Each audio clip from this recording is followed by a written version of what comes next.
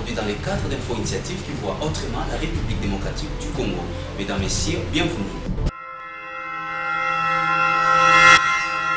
Gafrimex Holdings se présente à vous pour la transformation des déchets en République démocratique du Congo, une occasion appropriée pour rendre Kinshasa et les autres villes du pays les robes datant à Rachel Sundia, Serge Moulumba pour ces reportages. Du nouveau à Kinshasa, une première dans l'histoire quinoise. Désormais avec Gafrimex Holdings RDC, on ne saura parler de déchets dans les rivières, les arrêts de bus et les autres lieux publics. Une équipe d'agents bien formés sont dispersés dans les différents sites, dont la rivière Kalamou à Limete Première Rue, les boulevards Lumumba, Funa et Bongolo, afin de récupérer les déchets en plastique ou en carton et les ramener dans cet entrepôt pour les conserver. Arrivé ici, ce déchet passe par le triage selon leur composition, explique le manager de ce département. En fait, nous sommes bel et bien dans l'entrepôt de Gafrimex, où nous entreposons différents déchets ici de différents sites de collecte. Je crois que vous remarquerez avec moi qu'il y a un peu du tout. Nous avons du plastique, nous avons des canettes en acier, en aluminium, excusez, et des canettes en acier. Alors, nous les entreposons par code de recyclage. Chaque déchet ici présent a un code de recyclage. Pour les plastiques, par exemple, pour les plastiques, nous avons le code 1, la polyéthylène de terraphénolate. Pour les bouchons ou les récipients, certains récipients, c'est le code 2, la polyéthylène de haute densité. Alors, pour le code 3, le code 4 et les autres, là, nous ne sommes pas encore à mesure de les stocker faute d'espace, mais nous donnons plus la priorité de l'accès au plastique, aux canettes en acier et en aluminium, comme vous l'avez constaté avec nous, et nous les entreposons par code. Le manager adjoint Junior Lemba donne quelques sites exploités. Chassa, nous avons un sérieux problème de gestion des déchets. Et nous sommes partis de ces faits pour orienter nos agents, définir des cibles. Nous travaillons à deux niveaux. Nous sommes sur terrain. Nous avons ciblé les universités, privées, publiques, les voies publiques, le marché, les arrêts de bus, mais aussi nous voulons systématiser la collecte des déchets solides depuis les domiciles. Gafrimex Holdings RDC, Mendin Congo. Profitant de notre présence, le directeur général de Gafrimex explique la vision détaillée de son initiative de créer une usine de transformation des déchets en République démocratique du Congo. Suivez. J'ai commencé Gafrimex depuis 2008, précisément à Johannesburg. Là-bas, nous sommes en train d'œuvrer dans le gardiennage, le nettoyage et puis la logistique. Comme tout entrepreneur, j'avais vu des opportunités et puis étant congolais d'origine, il faut que mon pays aussi puisse en bénéficier. C'est pourquoi on avait dû extendre Gafrimex Holding au Congo.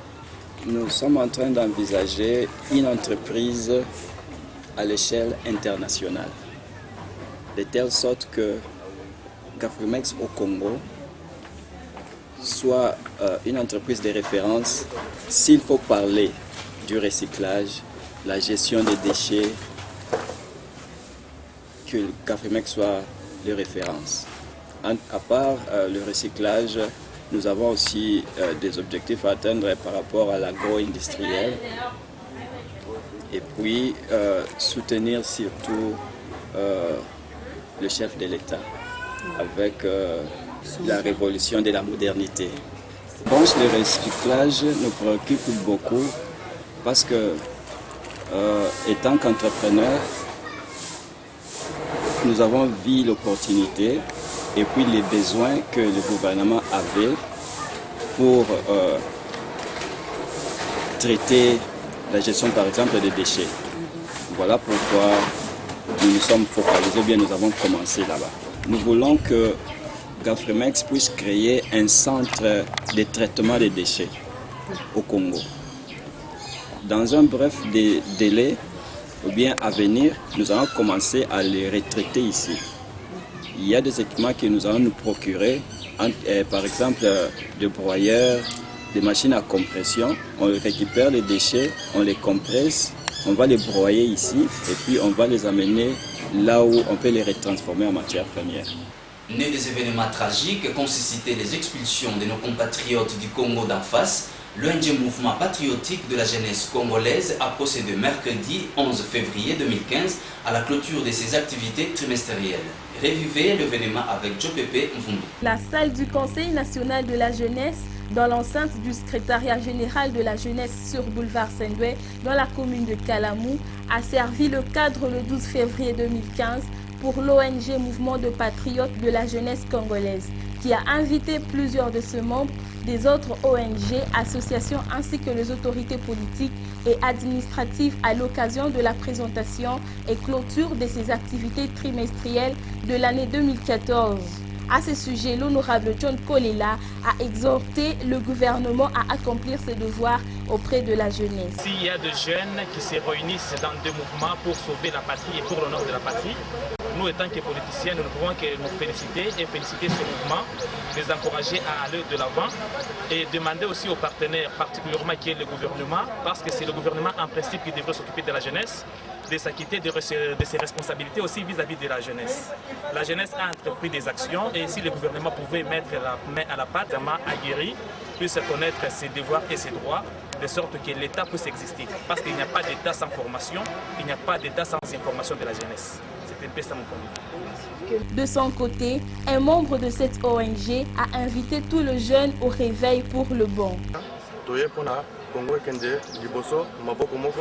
Comme on dit, uni, un Congo uni et fort. Akambo tolobi ezabwe. Toye to sangani pour la Congo. Ba jeune oyo ba sala makambo mosusu bazo tika donc ole ko sala musala na moi ba sala bakuluna et tout ça. Bango baza bakuluna te. Baza bakuluna bango te na musuki batali bango moko batali na mutema na bango baza bakuluna te. Yango wana balamuka. Toye awa to sangani po bango ba jeune oyo. Le mouvement patriotique de la jeunesse congolaise est une structure née des événements malheureux marqués par les expulsions de nos compatriotes du Congo-Brazza. Le mardi 17 février dernier, le Centre Wallonie-Bruxelles a parrainé un ouvrage écrit par le secrétaire général du MSR, Bertin Salomon, intitulé « Les combats politiques de la société civile en République démocratique du Congo ». Suivez dans ces images de Serge Moulumba. Le Centre Wallonie-Bruxelles, un espace réservé à recevoir les activités culturelles, tel est le cas le mardi 17 février. Le Centre Wallonie-Bruxelles a accueilli l'ouvrage du secrétaire général du MSR du nom de Bertin Salomon qui est intitulé « Les combats politiques de la société civile en République démocratique du Congo ». Sur ce, beaucoup de choses se sont dites à propos de la société civile. Ces livres racontent l'histoire de la société civile congolaise, d'où provient et où a été tiré le nom de la société civile. Maître Tunda ne donne pas sa langue au chat. C'est un ouvrage très essentiel dans la mesure où il retrace le cheminement des uns d'entre nous, de tous ceux qui étaient au front à l'époque, parce qu'il s'agissait véritablement d'un front. Étant donné que les idées que la société civile véhiculait à ce moment-là, c'était des idées de changement. Il faut bien le retenir, vous êtes les hommes de la presse, la société civile voulait un changement dans la direction politique de ce pays. Honorable Yamba Yamba, lui aussi à son tour, a donné son point de vue. Mais c'est important que M. Bertin Salomon puisse publier ses livres parce que beaucoup de gens dans le pays ne connaissent pas l'histoire de la République démocratique depuis 1960 et entre 1960 et 2015. Alors il fallait ces livres pour un peu réveiller la morale de la population, pour savoir leurs droits. C'est bien comme ça. L'écrivain de l'ouvrage, Bertin Salomon, ne jette pas sa langue au travers. Bon, les difficultés, pratiquement maintenant que l'ouvrage est sorti, les difficultés sont aplanies, n'est-ce pas? Mais pour parler des difficultés d'écrire dans ce pays, les gens ont des idées, les gens ont l'intelligence, mais écrire, ça coûte cher. Parce que tout se paye. Il n'y a aucune facilité que l'État donne pour que les gens écrivent. Même l'Harmattan, qui est une édition qui donne les meilleures conditions, vous devez payer vous-même. L'Harmattan ne le fait pas gratuitement. Je ne peux pas vous dire ce que j'ai payé personnellement. C'est allé au-delà même de 3 000 $. Rien que pour les petits frais à faire. Donc ça, c'est la première difficulté. La deuxième difficulté, vous le savez, les gens ne lisent pas. C'est la lecture. Parce que si les gens les lisaient, il y aurait beaucoup plus de demandes et les mécanismes économiques de production se seraient passés facilement. Troisième difficulté, c'est qu'apparemment, dans nos programmes de gouvernement, dans nos politiques de gouvernement, il n'y a pas de politique d'incitation à la lecture, d'incitation à l'écriture. Voilà ce que je peux dire à ce sujet, en ce qui concerne les difficultés. Tous, nous devons avoir la culture de lire les ouvrages pour se cultiver et s'enrichir scientifiquement. Le professeur Mafeli Makambo, initiateur du concept RDCienne, a organisé une conférence débat à l'Institut facultaire de sciences de l'information et de la communication IFASIC le vendredi 20 février de l'année en cours pour éradiquer justement l'horrible confusion qui existe entre les deux Congos. Images et commentaires. RDCienne, nouveau concept pour les Congolais de la République démocratique du Congo. Pour une nette distinction entre les deux Congos, la République démocratique du Congo et la République du Congo, les qualificatifs ci-dessus seraient le mieux adaptés quant à leur usage dans les recherches et écrits scientifiques, les parler au quotidien, les débats politico-socio-économiques, afin d'éviter la grande confusion qui a eu lieu domicile chez les uns et les autres. Le président des étudiants de l'IFASIC a réagi à notre micro. Les impressions pour nous sont très bonnes. Au nom de tous les étudiants de l'IFASIC, nous sommes vraiment honorés de la présence du professeur Mafeli Makambo pour cette conférence. Puisque vous savez, autrefois, nous vous avions annoncé que nous avons pris pacte avec vous de chaque fois organiser au moins une conférence par mois. Voilà, chose dite, chose faite.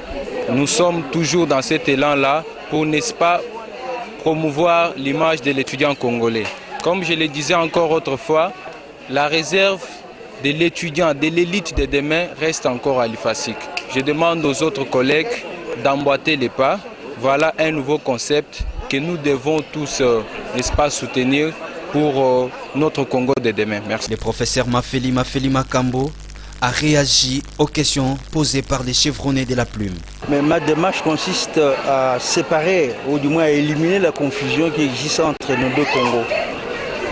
Surtout, il s'agit des qualificatifs. En tout cas, j'aimerais ici profiter de cette occasion pour fixer un peu les esprits.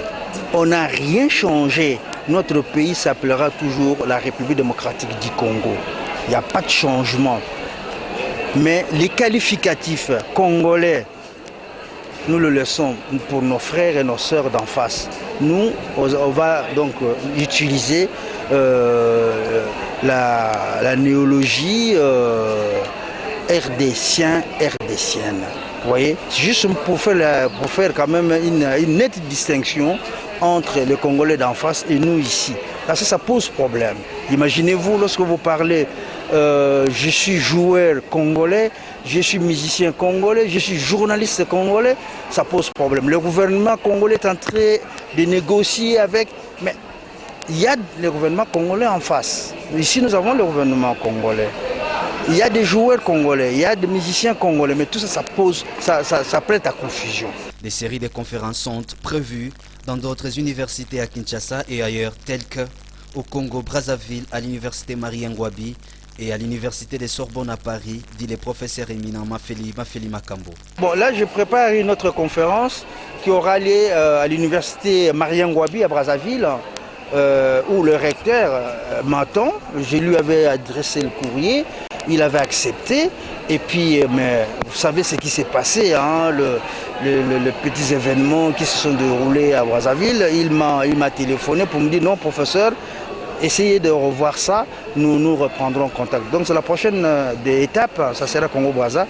J'animerai une grande conférence là-bas. À qui les prochains tours?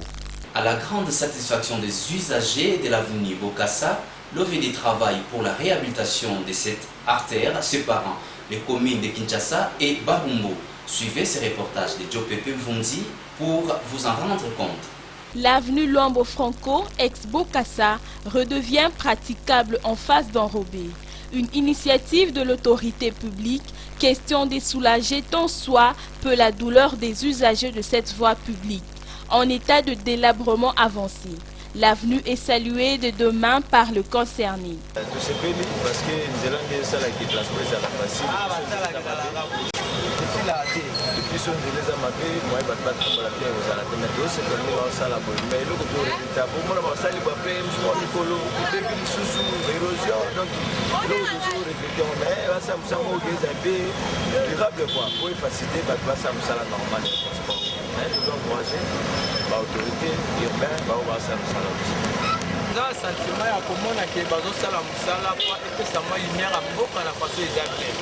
mais compagnie oyo bazopesa basala musala eza compagnie bazosala musala na qualité ya musala te. Mais certains usagers désapprouvent cette énième intervention de l'OVD, jugée à tort ou à raison toujours incapable d'achever les travaux.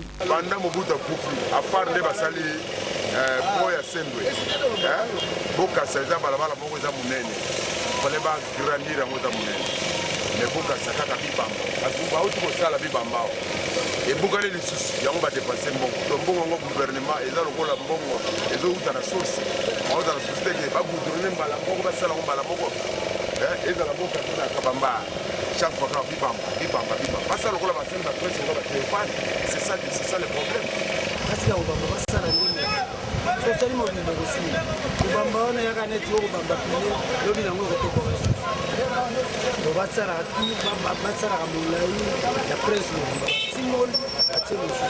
À tout bout de champ, l'ex-avenue Bokassa, rebaptisée Luambo, devrait garder sa belle robe pour honorer la mémoire du monument de la musique, parti dans l'au-delà voit 26 ans.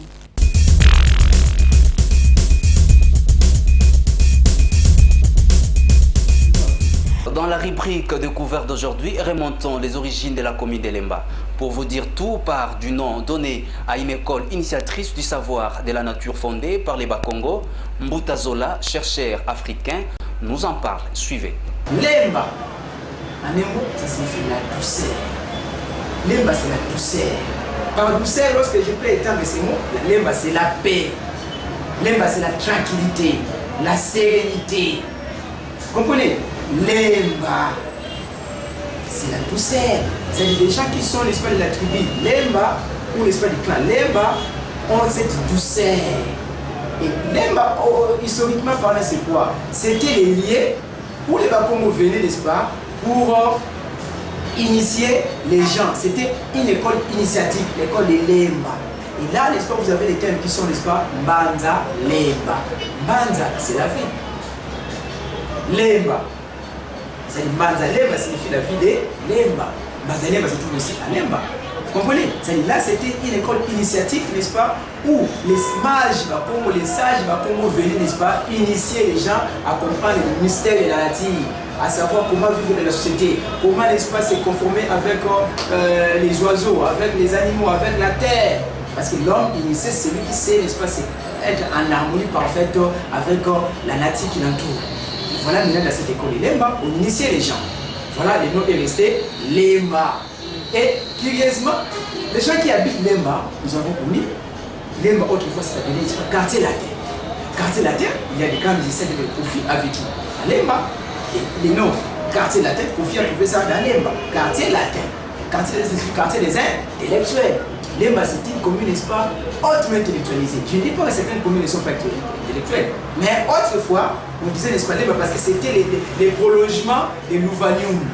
Louvanium, n'est-ce pas, c'est l'université de Kinshasa. Et la plupart des cas, les gens qui ne trouvaient pas des hommes à vivre au niveau de l'université trouvaient facilement des maisons au niveau de Lemba. Pour aller facilement à pied, ils peuvent aller à pied, n'est-ce pas, juste au niveau du campus.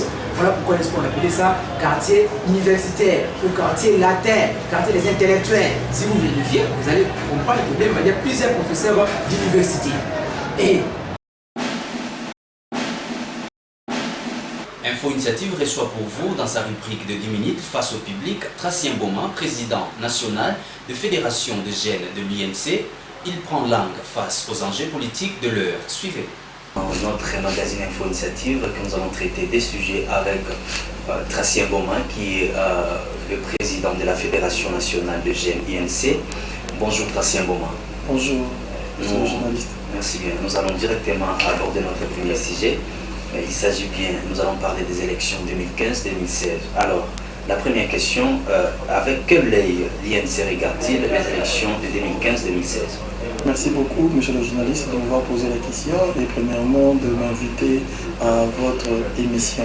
Voilà, la position de l'UNC par rapport aux élections 2015-2016, nous disons que le gouvernement en place garde l'argent prévu pour 2015 pour organiser les bonnes élections en 2016. Nous disons encore qu'ils doivent respecter la Constitution afin d'éviter les prétextes de manque d'argent en 2016 qui favoriserait le plus. Alors, dans ces mêmes optiques, quand le gouvernement congolais dit qu'il n'a pas de moyens pour financer les élections, quelle lecture faites-vous à l'INC justement par rapport à ce manque d'argent du gouvernement? Merci encore. J'ai suivi M. Russ Fengel, l'envoyé spécial des États-Unis d'Amérique pour la région de Grand Lac, qui a déclaré dans son point de presse d'avant-hier que les USA a donné une enveloppe de quelques millions de dollars pour les opérations électorales. Et il a confirmé sa disponibilité, la disponibilité de son pays d'aider la CENI une fois que la CENI publierait le calendrier global. La RDC n'attend que l'aide étrangère.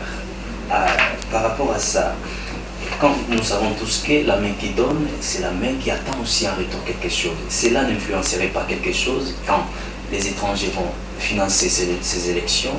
On ne voit pas que peut-être les Occidentaux vont aussi présenter leurs candidats qui eux-mêmes veulent. Parce que le fait que les Occidentaux financent les élections, donc y a-t-il les mains noires d'après vous? Quelle peut votre analyse par rapport à tout ça? Non, mais je pense que je ne parlerai pas de main noire, mais je reconnais au moins, comme le pays doit organiser les élections, nous sommes disposés à accepter l'aide de la communauté internationale et de nos partenaires bilatéraux pour ce faire.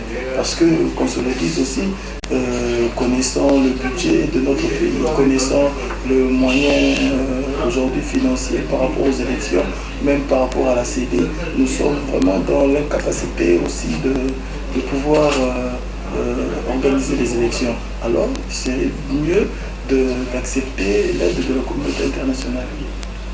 Alors, vous-même, en tant que cadre du parti, quels sont les efforts menés par la jeunesse INC pour voter utile aux élections de 2015-2016 aussi? Voilà, nous, au niveau de la jeunesse de l'UNC, nous préparons les jeunes à aller aux élections qui seront convoqués conformément à la Constitution. Mais néanmoins, le travail pour la préparation des jeunes aux prochaines élections, nous, normalement, pour la préparation des jeunes aux prochaines élections, nous poursuivons normalement par des formations et des journées de réflexion. Donc, on amène les jeunes à comprendre les réalités, les vraies réalités des élections. Nous amenons aussi les jeunes à être des observateurs pendant cette période-là et nous formons aussi déjà des témoins. Ok, merci. Certainement, vous avez déjà très bien répondu par rapport à notre premier sujet. Nous abordons maintenant notre deuxième sujet. Nous allons certainement parler de la situation qui prévoit ces derniers temps à Béni, ou à l'est de la République démocratique du Congo. Prenons directement les premiers sujets. En tant que cadre d'un grand parti comme l'INC, qu'est-ce que vous avez comme information à Béni? À Béni, nous avons deux informations. Bon, la première est l'insécurité criant à Béni, parce qu'on parle souvent des massacres, des tueries et ceci, cela. Et mis à part cela, le lancement des tracts des FDLR par les FARDC sans la participation de la MONUSCO qui exige qu'on enlève deux commandants des opérations parce qu'ils sont accusés par les rapports des Nations Unies. Cette pétition, qui sont certainement les auteurs de ces massacres à Béni? Bon, selon les informations officielles, les ADF Nalu seraient les potentiels auteurs des massacres à Beni pour des raisons jusque-là injustifiées. Donc il n'y a pas de réclamation aussi pour toutes ces forces négatives qui naissent comme des champignons à Beni, à l'est précisément de la République démocratique du Congo. Jusque-là, je n'ai vu aucune force justifier sa présence en RDC, donc on ne sait rien dire à ce point-là. Alors dans tout ça, nous avons vu la présence du gouverneur Julien Paluku qui s'est déplacé lui-même pour venir siéger au milieu là où se passent les massacres. Est-ce que son déplacement influencerait un peu cette force négative de pouvoir soit arrêter de faire tout ce qu'ils sont en train de faire, ou bien est-ce que, disons, soyons clairs peut-être, est-ce que son déplacement va influencer quelque chose là dans ce milieu? Non, mais je pense qu'avant le déplacement de Julien Paluku, le gouverneur, le chef de l'État lui-même était dans ce contrée-là de l'Est. Et après le chef de l'État, il y a eu des tueries. Donc la présence du gouverneur n'a pas vraiment sa raison d'être. Moi, au contraire, ce que je peux dire comme proposition, nous connaissons les forces en présence, les forces négatives en présence à l'est de la République du Congo, je vais dire même à Beni. Il y a les ADF Nalu qui viennent de l'Ouganda, il y a aussi les FDLR qui sont du Rwanda.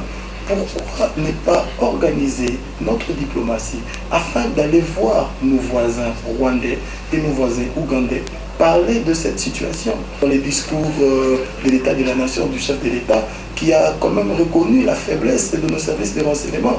Donc nous devons organiser notre service de renseignement, organiser notre police pour que à la prochaine, ces genres de choses-là n'arrivent plus. Vous, particulièrement, vous faites aussi confiance à la diplomatie?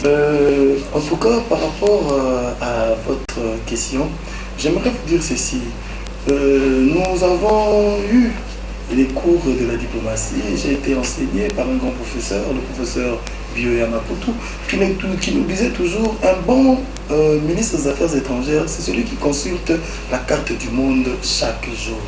Mais nous comprenons aujourd'hui, et par notre diplomatie, que nous n'avons pas une politique étrangère. C'est quoi d'abord la politique étrangère? La politique étrangère est une vision qu'a un État vis-à-vis de son environnement extérieur. Mais la question que nous nous posons, est-ce qu'aujourd'hui, en République démocratique du Congo, pour ne pas citer les noms, les responsables de la diplomatie en RDC, est-ce que nous avons une politique étrangère vis-à-vis du Rwanda? Avons-nous une politique étrangère vis-à-vis de l'Ouganda?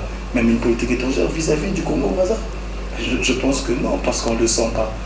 Vous avez parlé vous-même de la présence du gouverneur qui n'a rien apporté. Aujourd'hui, il y a toujours des tueries à l'est de la République du Congo. Donc, nous devons avoir une diplomatie agissante. Je me rappelle encore quand j'étais étudiant, dans un cours de première licence des relations internationales intitulé « Relations extérieures du Congo » avec le recteur de l'université de Kinshasa, le professeur Laban Alassay. Il nous a expliqué les cercles concentriques de la République démocratique du Congo. Et ces cercles concentriques avaient 3 zones. La première zone, c'est la zone de haute sensibilité. Cette zone regorge les 9 pays voisins de la République démocratique du Congo. Et la deuxième zone, c'était la zone du rayonnement africain, qui est la zone, mis à part les 9 pays, les restes des pays de l'Afrique. Et la troisième zone, c'est la zone d'ouverture au monde, qui regarde les autres continents de la République démocratique du Congo. Quand je veux, si nous nous attelons un peu sur la première zone qui est la zone de haute sensibilité, cela veut dire quoi? Que la République démocratique du Congo doit avoir une très forte politique étrangère, une vision, en bon sens du mot, une vision par rapport à ces États-là, les pays voisins, les pays les plus proches. Quoi. Vos ambitions politiques alors? Voilà, nous sommes au service de la nation, au service de mon pays, et le grand problème c'est demain nous aspirons à devenir député provincial, député national, pourquoi pas gouverneur de la ville de Kinshasa, puisque nous avons des capacités. Et mis à part ce problème-là, c'est encore le grand problème, le procès de Vital Kamerhe, qui n'est pas mon ambition, mais que je ne peux finir cette émission sans pour autant parler de mon président national, le président, l'honorable Vital Kamerhe, dont le procès va reprendre encore à la Cour suprême ce 23 février. Nous déplorons cette justice qui ne regarde pas la paix dans ce pays, mais une justice qui regarde beaucoup plus, qui est plus regardée dans une autre famille, sans pour autant regarder l'intérêt des Congolais. Donc j'invite tous les Congolais, tous les jeunes, les femmes, même les papas, à venir soutenir le président Vital Kamerhe le lundi 23 à la Cour suprême. Ce n'est pas soutenir avec des pierres, parce que je sais que les jeunes Congolais sont des jeunes consciencieux, ne sont pas des pilleurs, des pillards, comme on les a traités la dernière fois. Et nous serons là, bien habillés, propres, pour soutenir notre président. Alors pour les téléspectateurs qui nous regardent à la maison, ne savent pas peut-être de quoi est-ce que Vital Kamerhe s'est tué jusque-là avec Wivin Moleka. Pour ceux qui ne savent pas, vous pouvez essayer un peu d'expliciter cette histoire. Justement, qu'est-ce qui ne va pas avec elle? Bon, en tout cas, présentement, le problème n'est plus avec l'honorable Wivin Moleka, mais c'était un problème qui a commencé avec elle, où le président national, de par les résultats des votes et nos témoins qui ont apporté qu'il y avait bourrage des urnes, et je sais que même le président de la République avait lui-même reconnu qu'il y avait des bourrages. Il y a plusieurs députés ou candidats députés encore de la majorité qui ont parlé et crié par rapport à ces bourrages. Et même ils ont retenu les propos de Vital Kamerhe en disant que Wivin Moleka avait bourré les urnes du côté de Lukunga. Et c'est ce problème qui a engendré, c'est que nous avons aujourd'hui le problème Vital Kamerhe avec le ministère public. Mais j'aimerais quand même dire à l'opinion que le président Vital Kamerhe, quand il a tenu ce propos, il avait tenu en tant que président d'un parti politique de l'UNC. Alors aujourd'hui, ici, vraiment, ils doivent s'acharner, ce ne serait pas à l'endroit de Vital Kamerhe, mais à l'endroit du parti politique. On comprend seulement que ce dossier est devenu un dossier politique, ce n'est plus la justice. On est en train de chercher des problèmes au président, nous le savons, mais nous ne le laisserons pas faire. Nous sommes là, la population congolaise est là, nous attendons vraiment le procès avec beaucoup d'attention. C'est par ici que s'achève cette très grande édition. Nos sincères remerciements à tous les fidèles d'Info Initiative, mais aussi à toute l'église du centre évangélique La Résurrection. Bonne suite des programmes. Je vous retrouve très prochainement. Portez-vous bien.